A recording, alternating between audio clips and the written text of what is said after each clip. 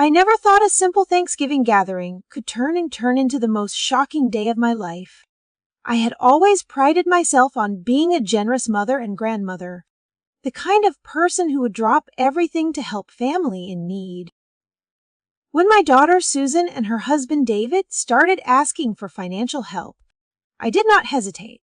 They painted a picture of hardship so vivid that I felt compelled to act. Little did I know, I was stepping into a trap carefully set right under my nose. For months, I believed I was helping them pay bills, cover emergencies, and support their children. I handed over money without question, trusting their words and my instincts as a mother. I even took extra shifts at work and dipped into my savings to make sure they were taken care of. It never occurred to me that this trust could be so thoroughly exploited. I was proud to be the backbone of my family, the one everyone could rely on. But that the truth has a way of sneaking up on you when you least expect it.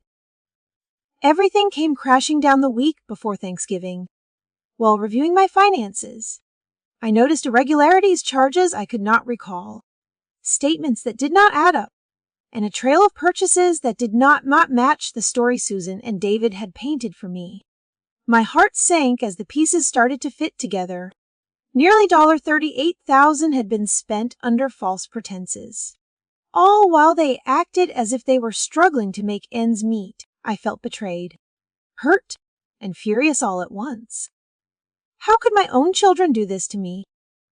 As I prepared for the holiday, I realized that this Thanksgiving would not be the warm, joyful celebration I had envisioned.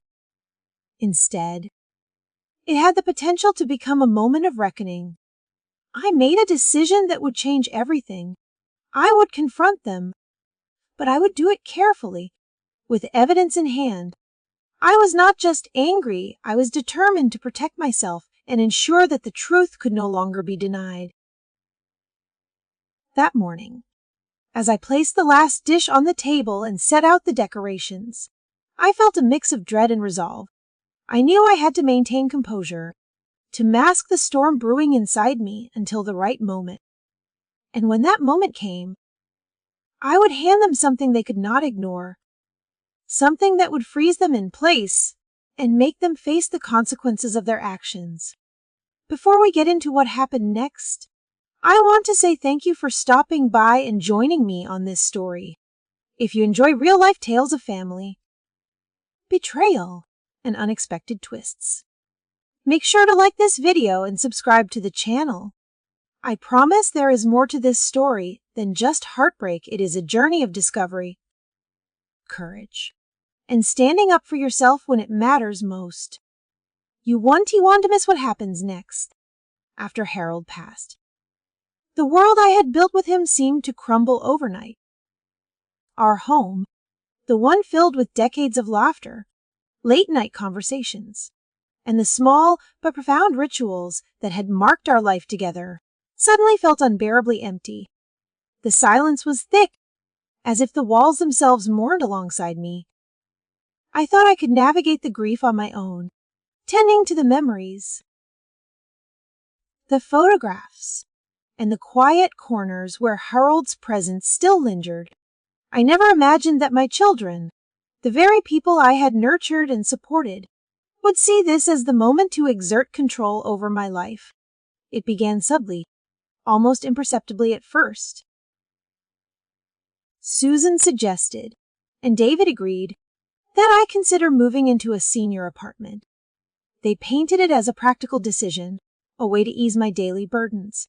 To ensure I would be safe and cared for, they spoke with such insistence, such apparent concern, that I found myself questioning my own judgment.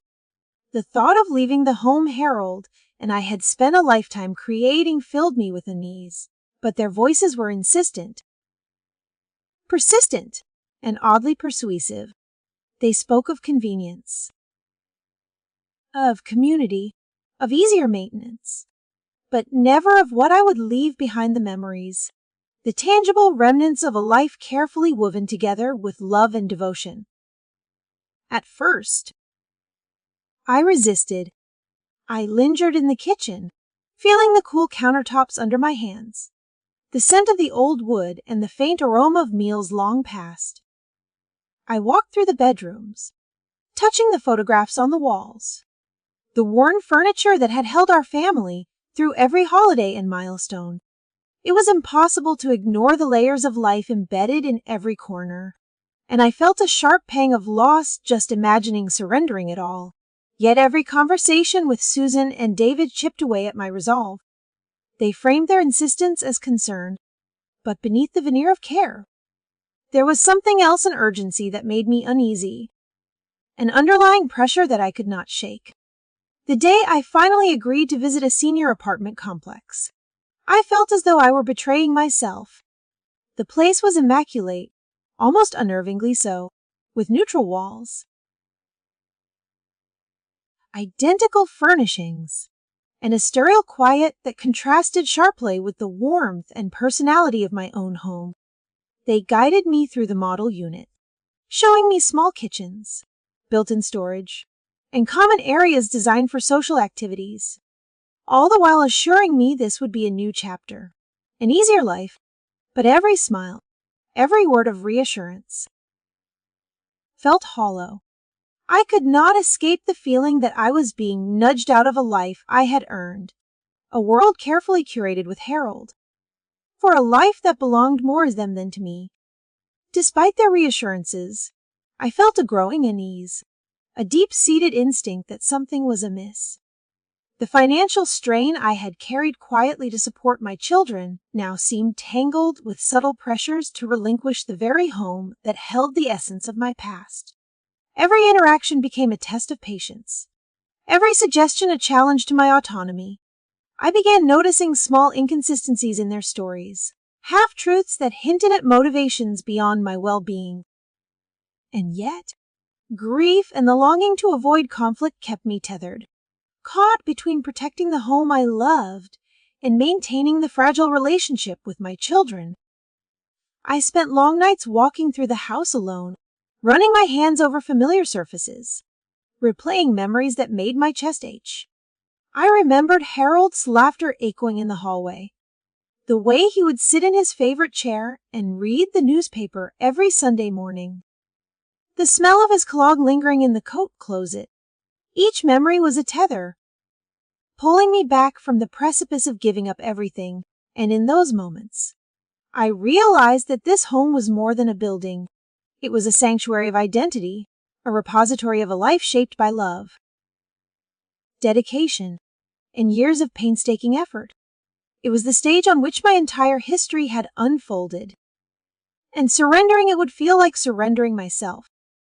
As Thanksgiving approached, the tension between my children's pressure and my own convictions became palpable. I could sense that their insistence on moving me out was not solely about my comfort. There was an unspoken urgency, a desire to reshape my life according to their terms. I began to question their motives, to reflect on the pattern of requests and financial dependence that had quietly emerged over the years. The more I pondered, the more I saw a troubling narrative forming, one in which my generosity had been taken for granted, my trust manipulated, and my home subtly devalued. Yet, despite the unease and the creeping suspicion, I knew I had to approach the situation with clarity and resolve. I could not allow grief or guilt to dictate the terms of my life. I needed to reclaim control, to assert the boundaries that would preserve my dignity and the sanctity of the home Harold and I had built. It was not merely a matter of property, but of principle, of ensuring that my decisions were guided by my own judgment and not by subtle coercion from those I had trusted most. And so, I braced myself for the confrontation that would inevitably come, walking through the rooms one last time before the holiday, cataloging memories, and mentally preparing for the conversation that could define the future of my family and the legacy of our home. The house seemed to hum with anticipation, as if it too understood the stakes.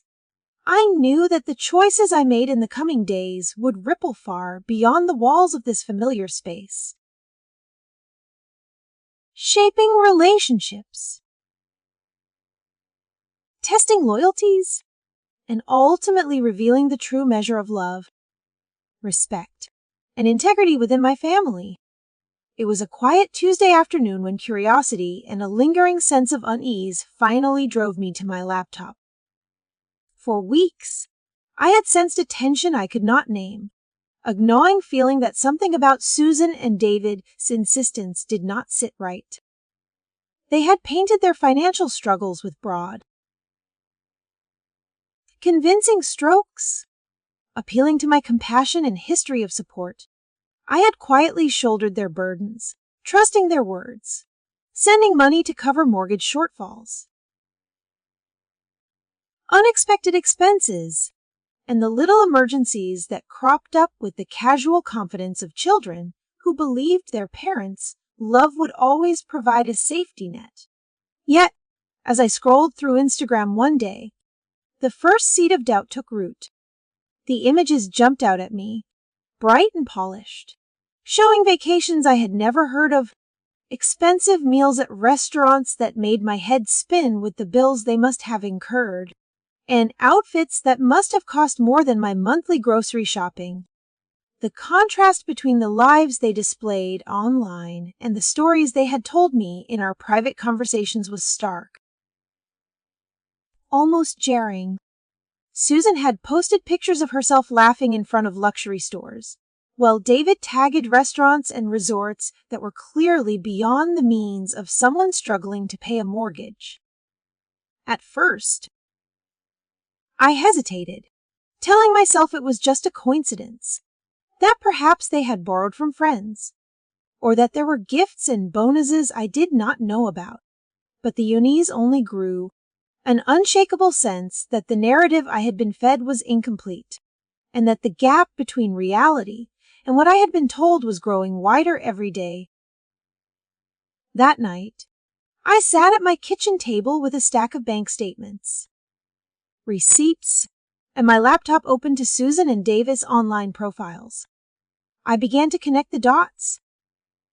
Carefully, deliberately, as if following a map laid out by someone else's hand. The payments I had made were easily traceable, and the timelines lined up in ways that left no room for innocent misunderstanding. Each expense I had covered, each envelope I had handed over with trembling hands and quiet prayers for their security, had coincided with a post or a story of indulgence they shared publicly. It became painfully clear that while I had been fretting over their financial hardships, they had been living a life of comfort, of convenience, of luxury that I had unknowingly financed. My heart sank as I realized the depth of their deception, the ease with which they had manipulated my trust, my grief, and my love for them. I remember sitting back, staring at the ceiling as the weight of the discovery pressed down on me, feeling a mixture of disbelief, hurt, and a strange, simmering anger. How had I not seen it before? How had I been so willing to accept their word? To assume the best when the evidence had been right in front of me, hidden in plain sight among cheerful social media posts and seemingly mundane financial requests. It was a lesson in the subtlety of betrayal, in how love can be exploited not through force or for cruelty but through the gentle, consistent pressure of assumed dependence. My grief over Harold's death had been weaponized, a tool that Susan and David had wielded with quiet precision, ensuring that I would comply without question, that my generosity would be framed as virtue rather than manipulation. As the evening wore on, I began cataloging each transaction, each post, each carefully constructed story they had told me.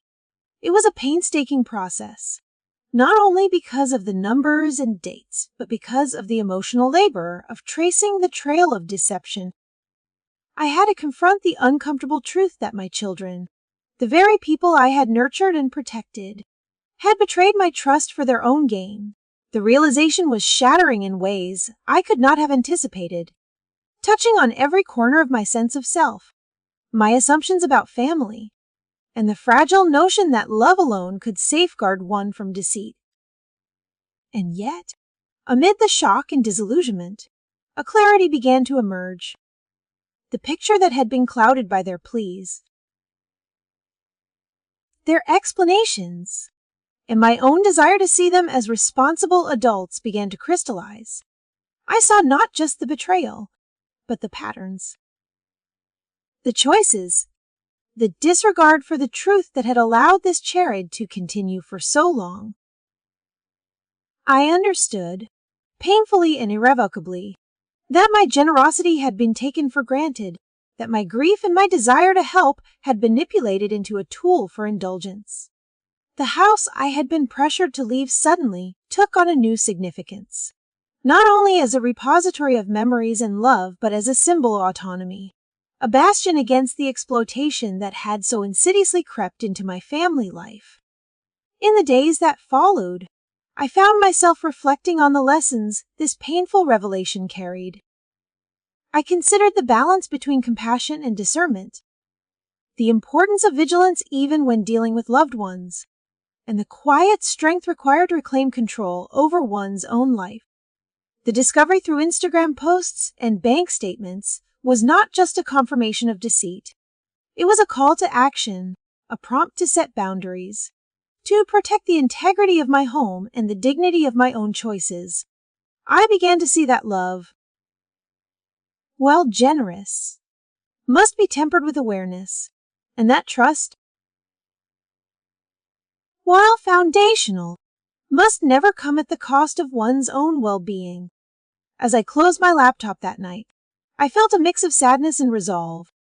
The road ahead would be difficult, filled with conversations I had long avoided and decisions that would test the bonds of family in ways I had never imagined. Yet, I knew that the clarity I had gained, the undeniable evidence of their true actions, was a necessary step toward reclaiming both my life and my sense of self. It was a turning point, a moment of reckoning that, painful as it was, illuminated the path toward dignity, independence, and the rediscovery of trust that could not be taken lightly, not even by those I had once held closest to my heart. After the initial shock of uncovering Susan and David's deception, I found myself wrestling with a storm of emotions, ranging from disbelief to a simmering anger I could barely contain. The sense of betrayal was heavy, but it was tempered by a rising determination not to let this manipulation define the rest of my life. I knew that I could not simply sit in my grief and outrage. Action was necessary, and that meant seeking professional guidance. That afternoon, I made an appointment with James Patterson, an attorney whose reputation for handling elder financial abuse cases was well established. I had never imagined needing such expertise. Yet as I recounted the weeks of financial assistance, the misleading stories, and the discoveries I had made through social media and bank statements, it became glaringly clear that I had been exploited in the most insidious way imaginable. James listened intently, his expression a careful mix of concern and professionalism. As I laid bare the details of the envelopes I had handed over, the payments I had authorized, and the pictures of extravagant living that directly contradicted their claims of financial hardship, he explained the concept of elder financial abuse in terms that were both precise and compassionate, detailing how vulnerable adults could be manipulated by those they trusted most. It was a term I had never considered, yet as he outlined the legal framework, the examples of others who had endured similar betrayals, and the tools available to protect my assets and autonomy, I realized with painful clarity that my trust and my love had been weaponized against me. The weight of the revelation was almost tangible, a mix of grief for the betrayal and relief that finally, I had a path forward. James guided me through the steps to secure my finances, explaining the importance of immediate legal action to prevent further losses. We discussed changing account access, setting up trusts, and creating clear, documented boundaries that would make it impossible for Susan or David to manipulate funds without oversight. Each recommendation was practical yet empowering, a stark contrast to the helplessness I had felt while unwittingly facilitating their lavish lifestyle. I was surprised at how liberating it felt to take control in such concrete ways.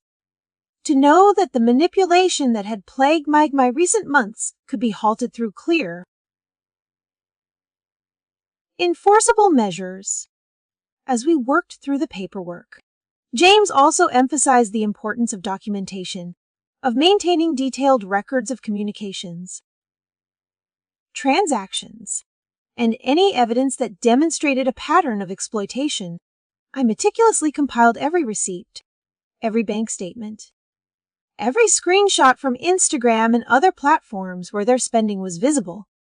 The process was exhausting, both emotionally and physically, but it also provided a strange sense of clarity and empowerment, as though each piece of evidence was a brick in a wall I was building to protect myself. I began to see not only the patterns of abuse, but also the avenues through which I could reclaim my autonomy, my dignity, and the security of my remaining years. It was during these sessions with James that I began to fully grasp the psychological dimensions of elder financial abuse. This was not merely about money. It was about control, manipulation, and the exploitation of vulnerability. I reflected on the subtle ways Susan and David had leveraged my grief, my generosity, and my desire to see them succeed, turning natural familial affection into a mechanism for personal gain. Understanding this dynamic was painful, but it also provided a blueprint for how I could prevent future exploitation, not only from them but from anyone who might attempt to take advantage of my trust. Implementing the safeguards was a delicate process, requiring both technical adjustments to financial accounts and a reassessment of family boundaries. I changed access to my accounts, limiting authority to only those I could fully trust, and established a trust to manage future financial decisions with legal oversight. James advised me on the proper ways to communicate these changes to Susan and David, ensuring that I was not only protected but also maintaining my legal standing should any disputes arise. Each step was carefully considered, deliberate, and resolute, a testament to my commitment to reclaiming control over my life. As the weeks passed, I began to notice a shift within myself. The fear and hesitation that had accompanied me since Harold's death gradually gave way to a renewed sense of agency. I was no longer the passive participant in a story written by others. I had become the author of my own narrative. The legal safeguards were more than just protective measures, they were symbols of resilience, affirmations that I could assert boundaries, demand accountability, and safeguard my dignity without compromising my values or compassion. Each morning, as I reviewed my accounts and confirmed the security of my arrangements, I felt a quiet sense of triumph, a reassurance that I was no longer vulnerable to manipulation, that my trust, though previously abused, could now be directed wisely. In the midst of this journey, I also recognized the importance of emotional recovery alongside legal protection. Consulting James had provided a strategy for financial security, but it was equally vital to rebuild my confidence, to process the grief of betrayal, and to redefine my relationship with my children. I began to explore ways to engage with them carefully, setting expectations grounded in respect and accountability, while ensuring that my independence and safety were never compromised. Each phone call, each conversation was approached with mindfulness and measured intent, a balance between compassion and prudence that reflected the lessons I had learned. By the time all legal and financial safeguards were firmly in place, I felt a profound sense of closure not over Susan and David's actions, but over my own ability to reclaim my life, to establish boundaries, and to protect myself without sacrificing integrity or love. The process was arduous, fraught with emotional turbulence, yet ultimately transformative. I had discovered that even after betrayal, it was possible to restore control, to secure one's resources, and to navigate family relationships with clarity and strength. In seeking guidance and taking decisive action, I had turned a chapter of manipulation and pain into one of empowerment, ensuring that my remaining years would be defined not by exploitation but by wisdom, agency, and the quiet confidence that comes from knowing I could protect myself against any betrayal that might arise. Thanksgiving morning arrived with a tension I had not expected, a day that was meant to celebrate family and gratitude now brimming with a quiet storm of anticipation and resolve. I had spent countless hours preparing for this moment, compiling bank statements, screenshots from social media, and meticulously detailed records that bear every instance of manipulation, every false claim, every inflated story that Susan and David had used to exploit my generosity. The envelopes I handed over, once symbols of love and trust, had become evidence of deception, and I could feel the weight of all those weeks pressing against me as I placed the folder on the kitchen table. Neatly organized, every page a testament to the reality they had tried to hide, my heart pounded. But beneath it all was a steady current of determination. I would not be intimidated. I would not retreat, and I would not allow their lies to continue unchallenged. As Susan and David arrived, the room seemed smaller somehow, the usual laughter and casual chatter replaced by an undercurrent of expectation. Though I doubt they realized how sharply my awareness had sharpened, I greeted them with the calm I had cultivated over weeks of reflection and planning, masking the turmoil beneath a veneer of polite composure. We sat around the table, the autumn sunlight streaming through the windows, illuminating the polished wood and the neatly set dishes. But it could not soften the tension that coiled between us. I waited for the moment when I could finally speak, when the truth would no longer be hidden behind smiles, excuses, and carefully crafted narratives. I began slow, my voice steady and deliberate, recounting small, seemingly innocuous incidents that had raised my suspicions, then layering in the evidence I had gathered. With each page I laid out, each screenshot I showed, I could see their expressions change subtle at first, then gradually shifting from disbelief to unease. Instagram posts of lavish vacations, extravagant dining, and luxury purchases clashed starkly with their repeated claims of financial hardship, and the bank statements, precise and irrefutable, documented the flow of funds they had requested and received under false pretenses. There was no shouting, no dramatic accusations, only a clear presentation of facts, a narrative told not in anger but in certainty and clarity. Susan's eyes widened, and David's usual confident demeanor faltered as the layers of their deception unfolded before them. I watched carefully, noting the slight tremor in Susan's hand as she reached for the folder, the way David's gaze flickered toward the evidence, unable to meet my eyes.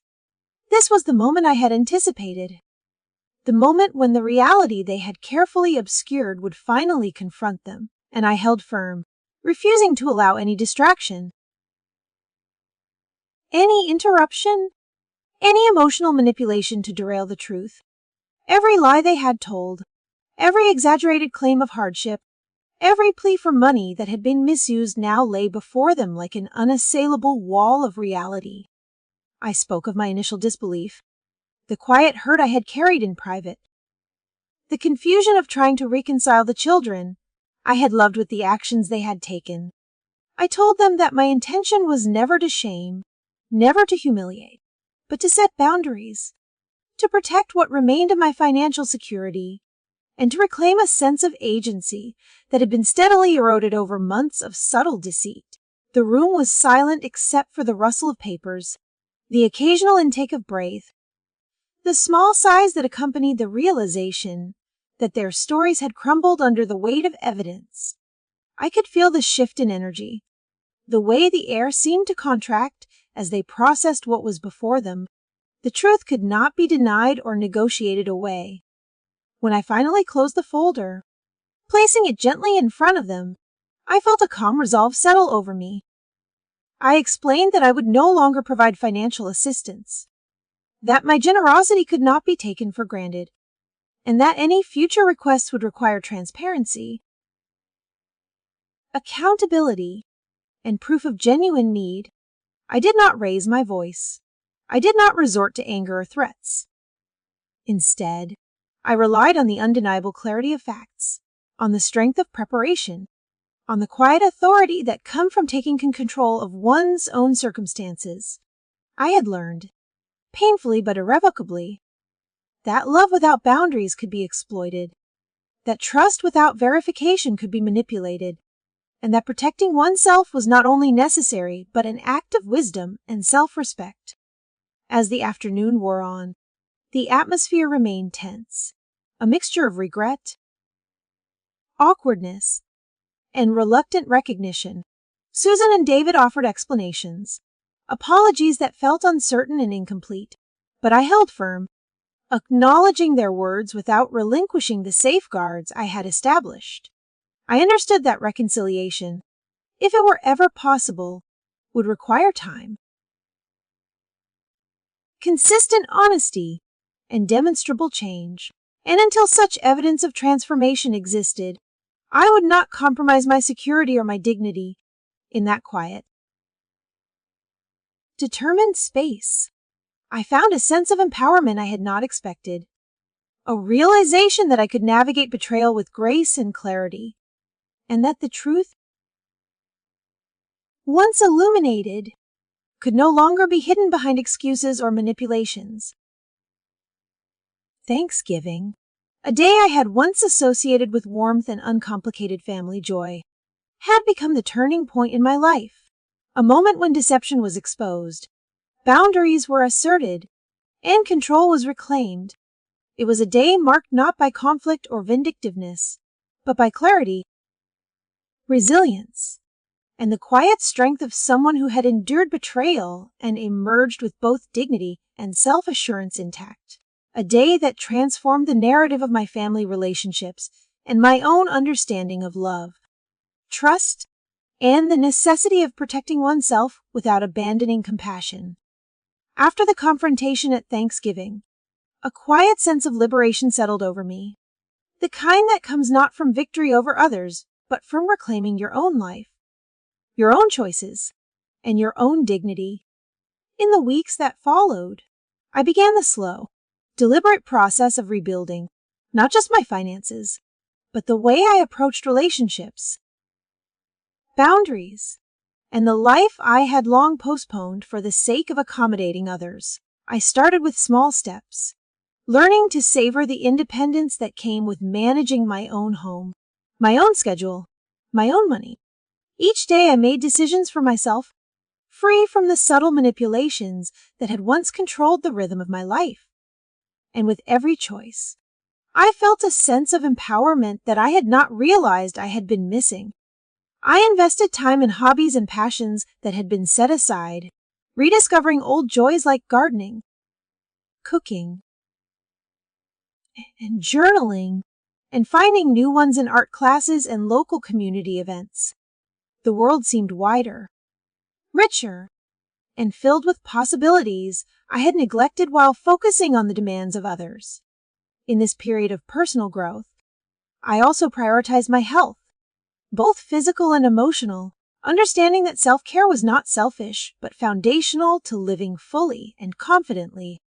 I developed a routine that balanced activity with reflection, each day reinforcing that the life I was building was mine to shape, not dictated by the expectations or whims of anyone else.